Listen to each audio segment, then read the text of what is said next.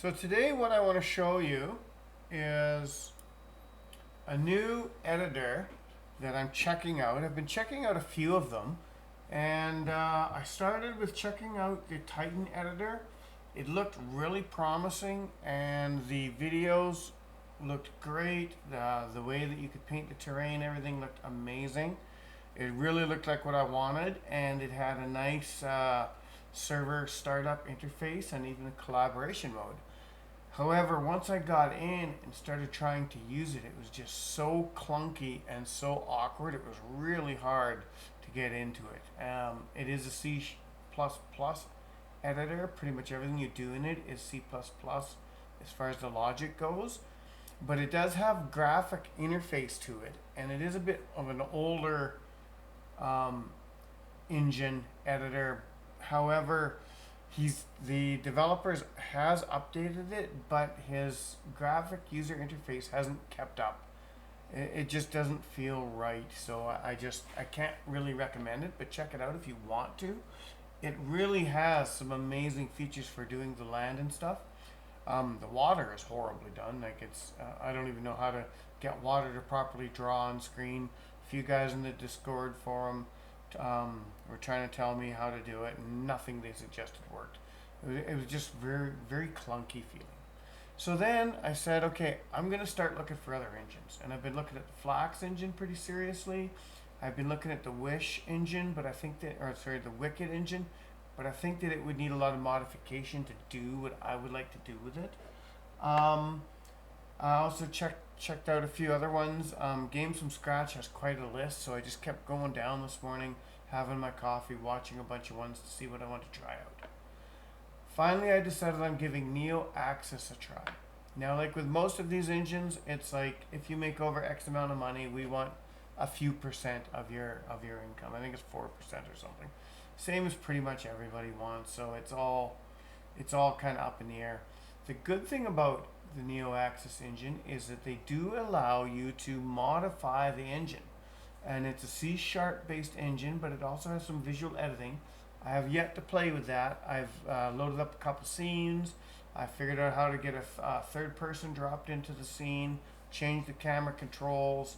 I haven't played around with the physics or anything like that yet. It's just super early on.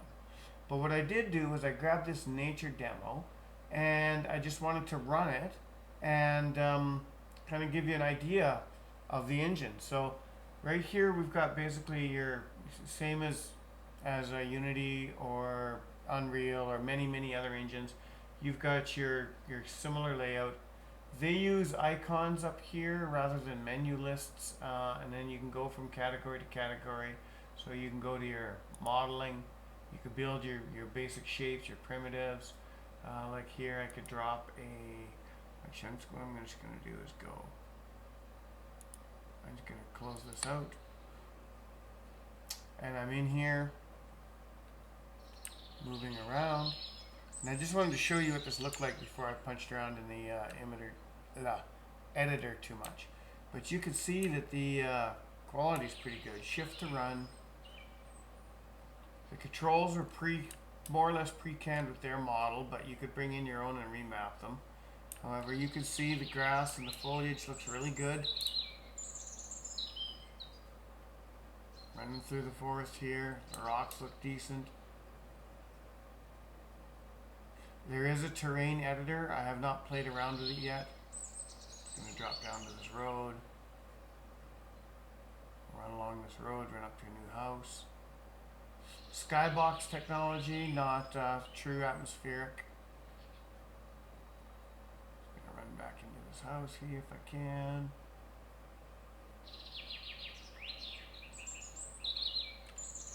I'm in the house, but it's dark. You can't see too much.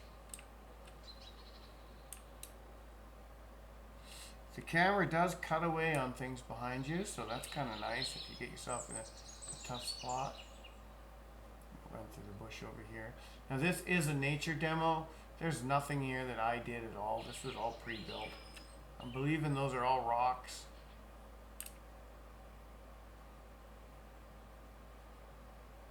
But the textures and stuff are pretty good. Full PBR.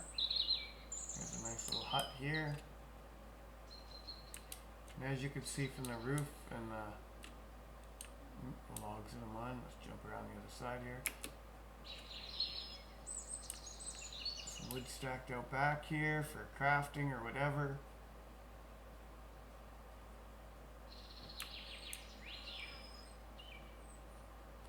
Just gonna run down here.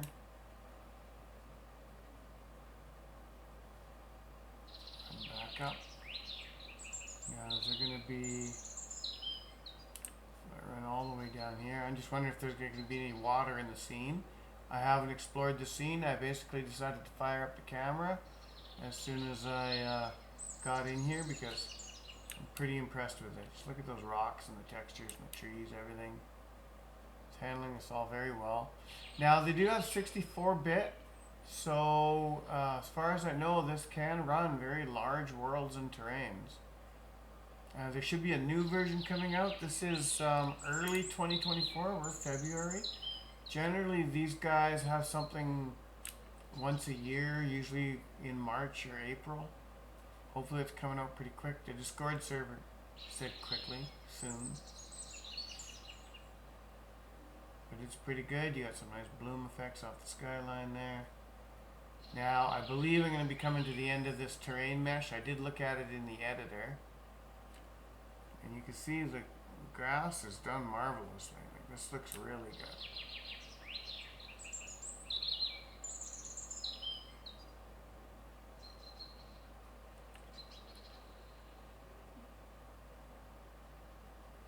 And there you can see there's just some generalized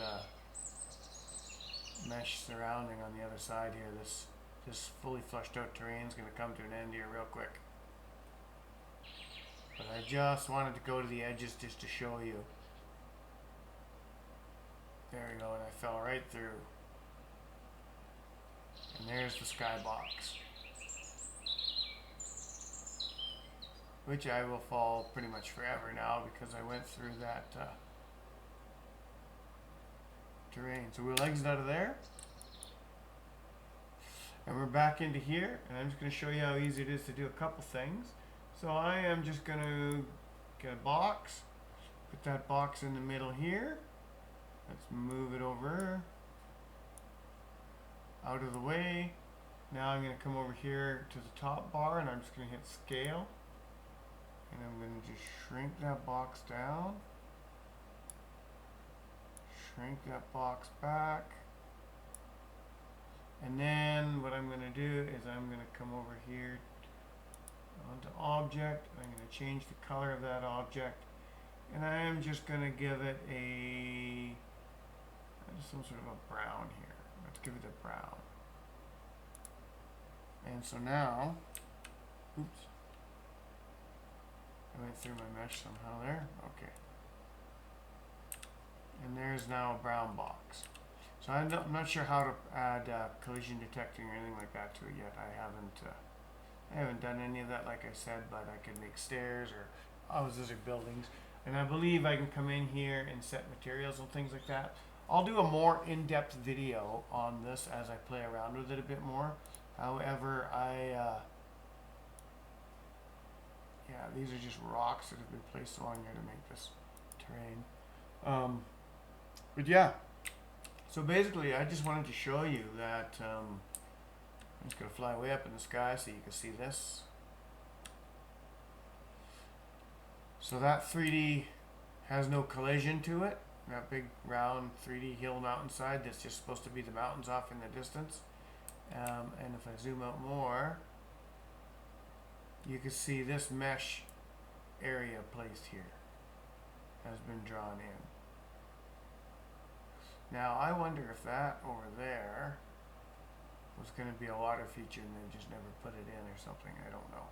But anyway, you can see, I'm going to zoom all the way out so you can see the whole thing. You can see these are just bumped up meshes touching. This is the terrain area in the middle here. And as I zoom in,